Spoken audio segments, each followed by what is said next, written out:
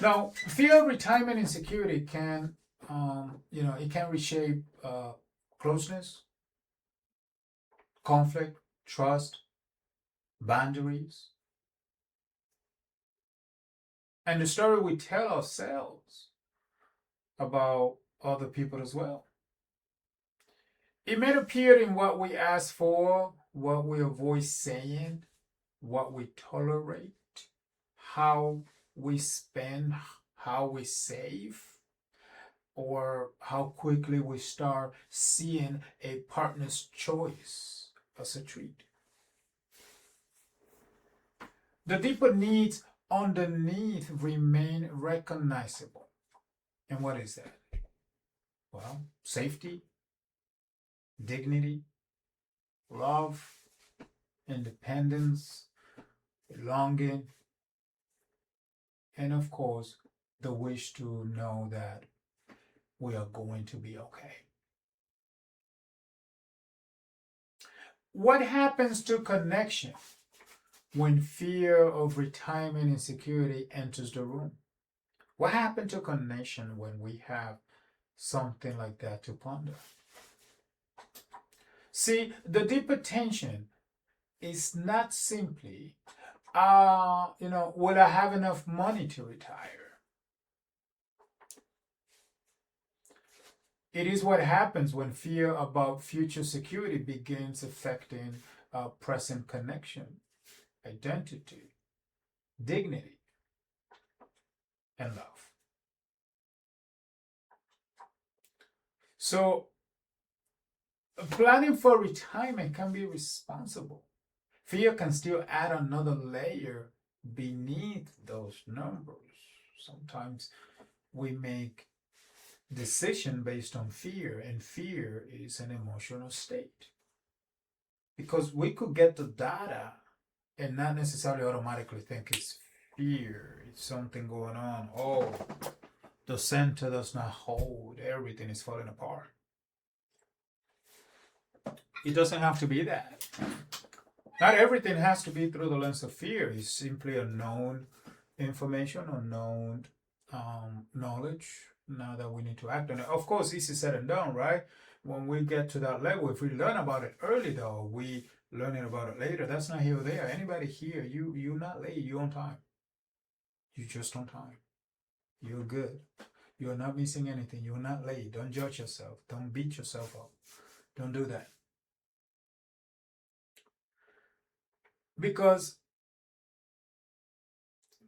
again, planning for retirement is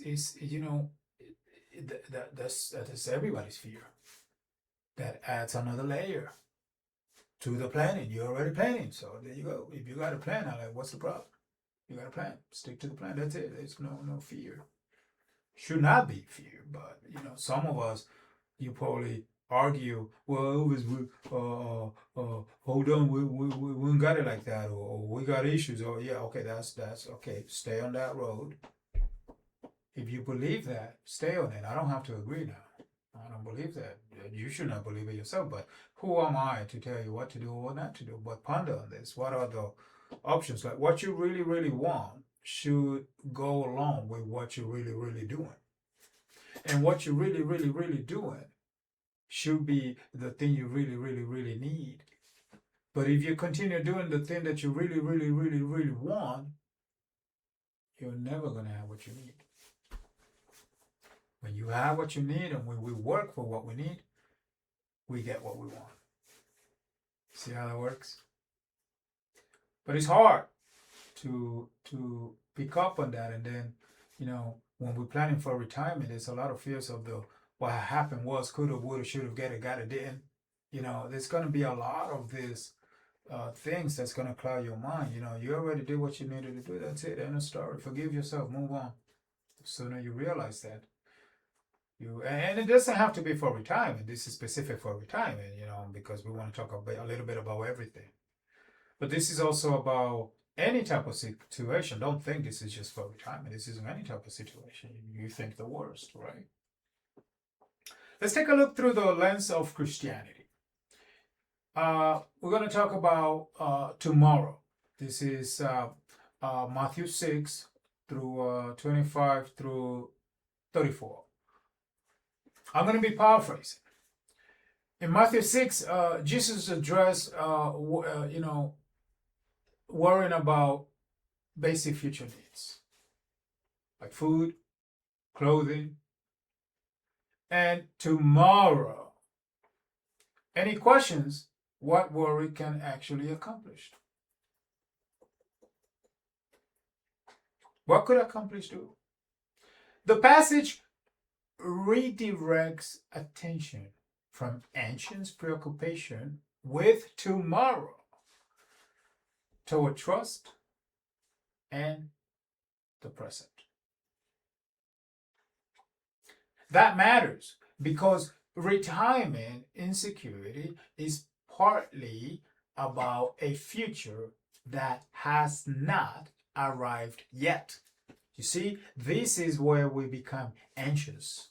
It doesn't matter if it's retirement, it doesn't matter what it is, if it doesn't matter if it's that job you haven't gotten yet, it doesn't matter if it's the study you haven't finished yet, it doesn't matter if you didn't finish this project or that, that matters because it's not there. You worry about things that hasn't happened yet. Instead of giving it your all. Give it your all. And if you fail, you learn from it. Still good. Give it your all. You know you're already giving it your all. You know you're doing better than anybody else. And if you're on the other end that you're not doing the better, you better check yourself before you wreck yourself. I don't know what to tell you. It's nobody's fault, but it's your responsibility. The future, tomorrow may never come. Tomorrow, we don't know if we're going to make it to tomorrow. Tomorrow is not certain, but today it is. The mind will fuck with you it will mess with you with the past. It will mess with you with the present, and it never tells you about the future. It never tells you about the present, how good you have it. I understand that there are people that don't have it good like us. Like we have a phone that we could stream these things. We got a computer. I said that on purpose. We got a computer, I'm going to call it a computer. We got a computer that, we could watch this thing. We got the internet that go along. Some of us can. Some of us will. That's okay. Don't feel guilty about that. I have a video about that. It talks about that. Don't feel guilty about it. It's okay. We want to wish, however, those that do not have something to work with, and as they work themselves and they get themselves there, we help them out. We help each other out. I'm gonna be sad because someone has and someone does not. Yes, I would do things and I want to help out everyone. I would like everyone to help each other out, but not at the expense of anybody else. Now, I don't want to be political. This I kind of digress here a little bit, but I'm just, something's coming in. As it comes, I give it to you.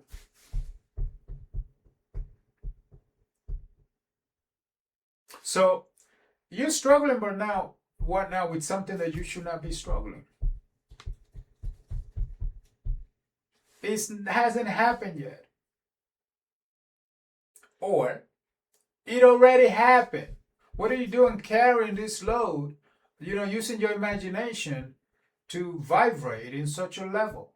To vibrate and then complain about your surrounding, why it's not working the way you're expecting it to. Surprise, surprise. You're co-creating that surrounding. So, the fear can sound like, what if there isn't enough in relation to retirement? What if something happens? What if we lose what we built? And once the anxiety enters a relationship, a partner's purchases, work choices, generosity or retirement expectations can start feeling like evidence of whether they are protecting or endangering the future. This is not obviously a financial advice, so guys, keep this in mind, please. The deeper question is, what worry what worry does to life before the feared, the future fear ever arrives.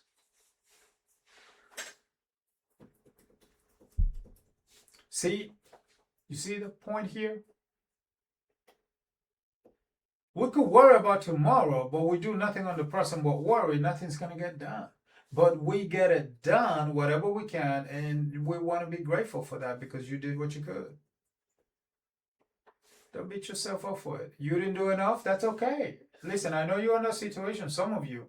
I'm sensing that some of you are in that situation. I'm getting this energy right now. Some of you are under that situation. Do not worry.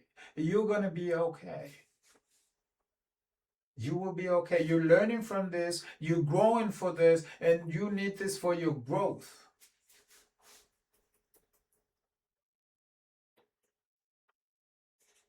Because there are certain things that needs to happen to us in order for us to grow.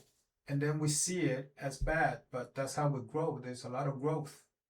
Hang in there. Learn from every mistake. Don't commit the same infraction because then you're not learning, right? You're just being an ass. I don't know what to tell you. Let's ponder on this.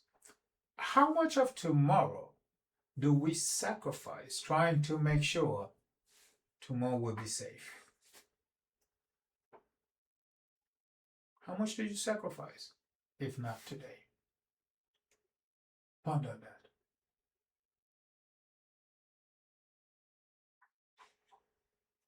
So, in Perke Abbott, I think it is, Ben Zoma asks, who is rich? And answers, that is the person who rejoices in their portion.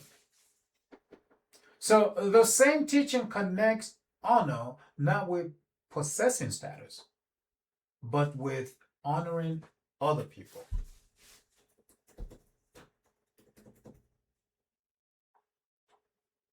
That's Pinker Abbott.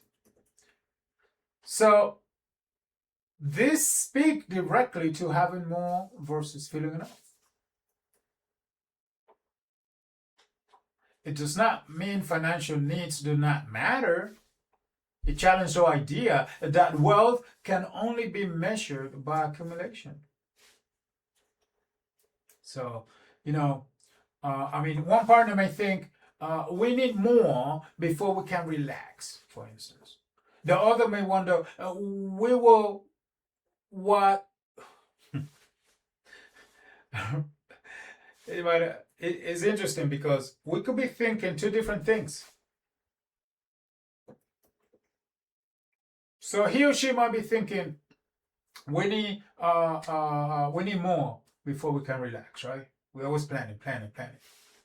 And the other person might be thinking, when will what we build ever count as enough? When would it be enough? One wants to relax, the other one wants to know when would it be enough? Interesting. That happens more often than not. The thing is that whatever we do, however little, doesn't matter how you are, whatever we can, let's do it now. Don't waste your time on what you didn't do before. Don't waste your time on what you can do tomorrow. Do it right now. Take care of it. So now the argument looks like money, right? Underneath it, maybe a disagreement about what security means and how to go about it. So,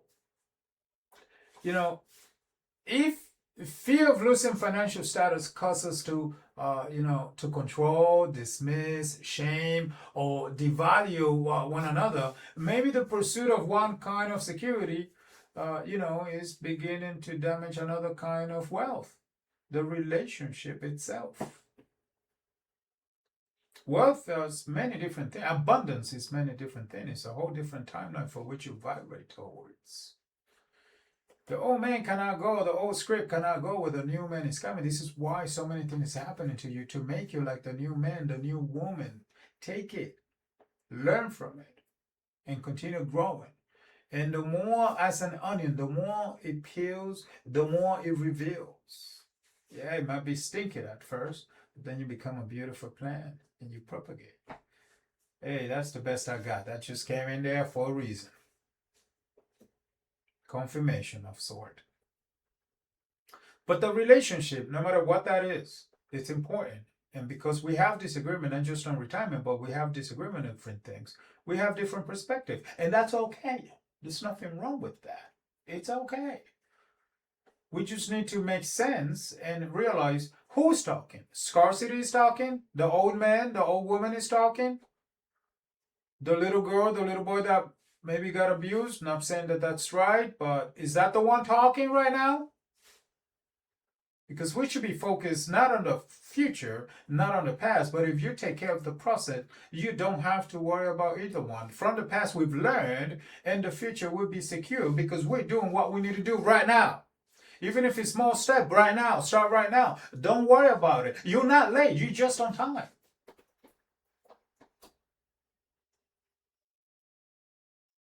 So let's ponder this. What if having enough and feeling rich are not always the same experience? You might have enough, you might be all right, but you feel like you're not rich, but you're okay. You're eating right. You might not have what you want, but do we have what we need? I say yeah.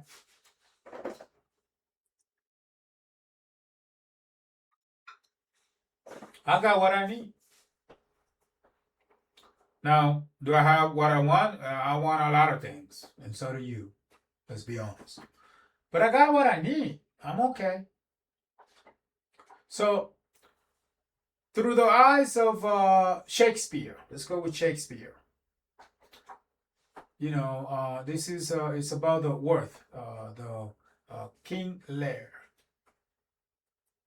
So, King Lear begins with an aging king trying to step away from rule while preserving the identity, respect, the authority, and and the relationship that came with his position, of course. He gives away power and property, but he expects the all relational, way of being to remain, or relational order to remain. That takes the retirement question somewhere different because retirement can threaten more than income itself. So I could that we could ponder so many different things on this one. Who am I without the role? Will people still respect me? Will I become dependent? Will my partners see me differently? Was part of my worth tied to what I earn or control? Elliot tries to change his external circumstances without fully surrendering the identity and status connected to them. And because King Lear is also a family tragedy, it shows how money, inheritance, authority, aging, fear, and love can actually become difficult to separate. Nothing but emotions and feelings. So let's ponder on this. If the paycheck, title, authority, or independence disappeared, what will we need from the people closest to us to still feel that we mattered?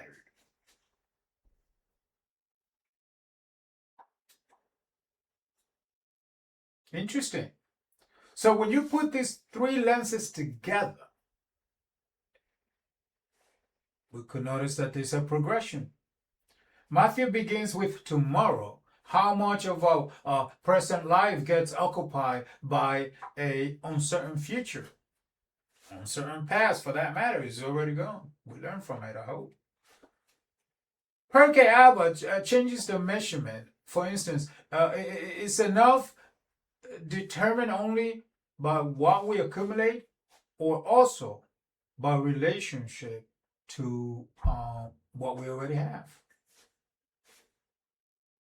So kin layer goes underneath both, for instance. Like it talks about like, what if the fear of not knowing or of not having enough actually is partly fear of becoming less important, less independent, or less worthy in someone else's eye. We always want to impress someone, and typically that someone that we want to impress, rarely we like them.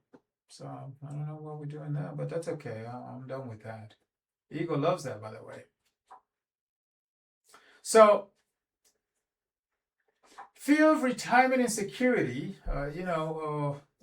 it can completely.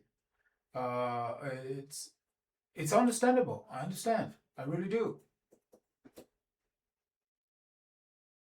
So the interesting part is that what happens when the fear quietly begins saying, you don't care enough, you're putting us at risk, I'm carrying this alone, I'll lose my independence, I won't matter anymore.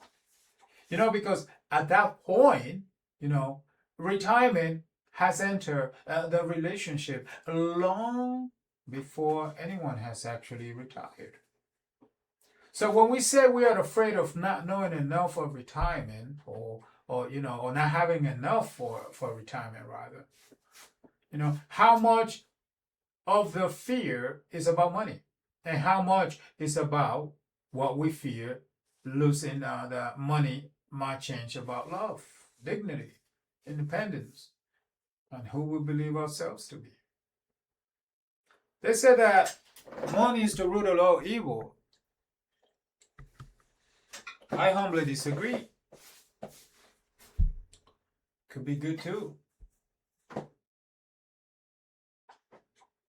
So, how much money will stay in the way, or workaholic for that matter, of love, dignity, independence? I believe that that's an important thing that we want to take advantage of ourselves. Spend some time, that's okay. Make the time. We never have time. Make the time. Make the time. Make the time. We never have to. I understand. Make the time. You have to make the time, just like you make the time to not having time. Make the time. You work to. I understand. Make the time. Make the time. This is not for everyone, but whoever's listening, this is what I'm getting through right now. Make the time. Make the time to be present. Make the time to be aware. So, perhaps status feel a bit lighter when it no longer has to prove our worth. Maybe that is where fear of retirement insecurity stop being only a struggle and start becoming something we can learn from.